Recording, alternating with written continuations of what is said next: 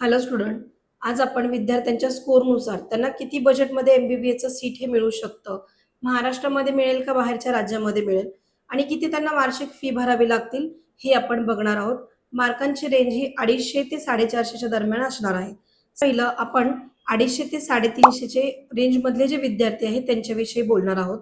त्या विद्यार्थ्यांना वार्षिक ट्युशन फी जर 15 ते 20 लाखापर्यंत चालत असेल, त्या विद्यार्थ्यांना महाराष्ट्राच्या बाहेर एमबीबीएचं सीट हे मिळू शकतं. त्याच्यानंतर ज्या विद्यार्थ्यांना डीम कॉलेज चालत असतील तर त्या विद्यार्थ्यांनी साऊथला प्रेफर करावं, की जेणेकरून कमी स्कोरला त्यांना चांगले कॉलेजेस मिळू शकतात. त्यांचं फी स्ट्रक्चर 21 लाखापासून 27 लाखांपर्यंत हे पडत असतं डीम कॉलेजचं. त्याच्यानंतर ज्या विद्यार्थ्यांना महाराष्ट्रामध्येच एमबीबीएस करायचं आहे तर अशा विद्यार्थ्यांनी महाराष्ट्रामध्ये मॅनेजमेंटमधून एमबीबीएचं सीट हे घेऊ शकताय. ज्या विद्यार्थ्यांचा स्कोर 350 ते 250च्या दरम्यान आहे असे विद्यार्थी. त्याच्यानंतर येतात 350 ते 450च्या दरम्यान मधले विद्यार्थी. त्या विद्यार्थ्यांना महाराष्ट्राच्या बाहेर 11 ते 12 लाख ट्युशन फी मध्ये जर एमबीबीएचं सीट चालत असेल तर अशी भरपूर राज्य आहे तिथे तुम्हाला एमबीबीएचं सीट हे 11 ते 12 लाख ट्युशन फी मध्ये मिळू शकतं. त्याच्यानंतर ज्या विद्यार्थ्यांना महाराष्ट्रामध्येच डीम कॉलेजला ऍडमिशन घ्यायचं असेल त्यांना 19 लाखापासून फी स्टार्ट होते ती 26 लाखापर्यंत.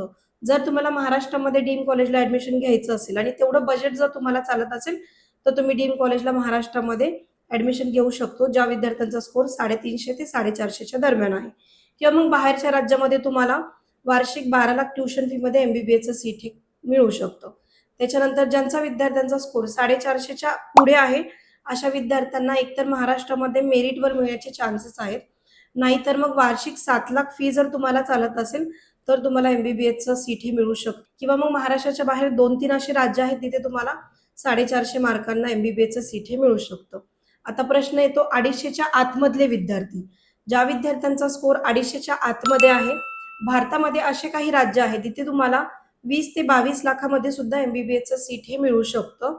खूप कमी स्कोरला, म्हणजे जस्ट एलिजिबल जरी तुमचे मार्क असतील किंवा किंवा कॅटेगरीमधून जरी तुम्ही एलिजिबल असाल तरी तुमचं एमबीबीएसचं सीट हे इंडियामध्ये तुम्हाला मिळू शकतं. सो ज्या विद्यार्थ्यांना स्कोर कमी असेल त्या विद्यार्थ्यांना सुद्धा एमबीबीएसचं सीट हे भारतामध्ये मिळू शकतं. फक्त त्यांचं बजेट हे थोडंसं वाढत असतं. ज्या विद्यार्थ्यांना मिडलमध्ये स्कोर आहे म्हणजे 350च्या दरम्यान त्या विद्यार्थ्यांना 11 ते 12 लाख ट्युशन फी मध्ये एमबीबीएसचं सीट हे मिळू शकतं. ज्या विद्यार्थ्यांना 450 प्लस आहे त्या विद्यार्थ्यांना वार्षिक 7 लाख ट्युशन फी मध्ये एमबीबीएसचं सीट हे मिळू शकतं.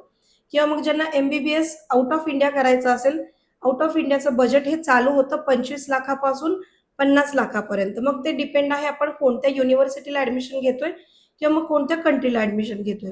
ज्या विद्यार्थ्यांना कन्फर्म एमबीबीएसचं सीट यावर्षी घ्यायचं असेल त्या विद्यार्थ्यांनी खाली जो नंबर दिलेला आहे त्याच्यावर तुम्ही कॉल करा.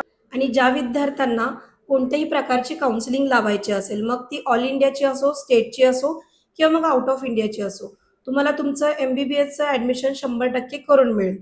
डिस्क्रिप्शनमध्ये आमच्या व्हॉट्सअप ग्रुपची लिंक दिलेली आहे, त्याच्यावर तुम्ही जाऊन आमच्या ग्रुपला जॉईन होऊ शकता आणि आमच्या पेड काउन्सिलिंग तुम्ही लावू शकता.